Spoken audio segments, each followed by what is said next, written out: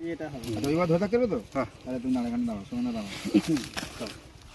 না ছাড়ুনি এখন, না ছাড়েনি তুমি না বলো স্যার। আচ্ছা, আমরা দেখতে পাচ্ছেন সবাই, আমরা আজকে এখানে উপস্থিত হয়েছি একটি অত্যন্ত বড় আকারের পিকক সফটশেল টার্টল, বা যাকে আমরা ময়ূরী কাছিম বলি, সেই ময়ূরী কাছিমের একটা বড় সাইজ, প্রায় 13-14 কেজি ওজনের একটি ময়ূরী কাছিম, সেটি উদ্ধার হয়েছে আমাদের বাগনান থানার আমতা 2 ব্লকের ভোলসার গ্রাম থেকে। উদ্ধার করেছেন আমাদের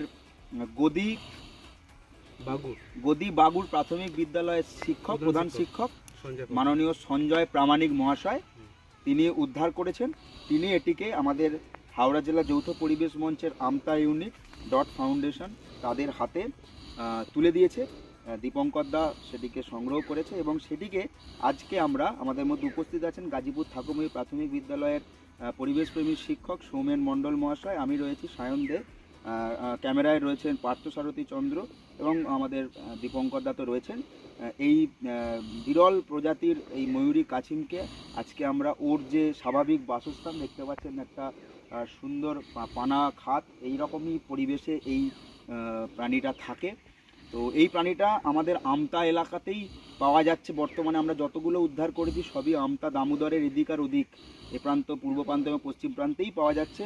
এটি আকারে এর থেকেও বড় হয়, এটাও কিন্তু একটা বড় সাইজের, প্রায় 13-14 কেজি দেখতে পাচ্ছেন, দুটো হাতে ধরাই যাচ্ছে না, এত বড়।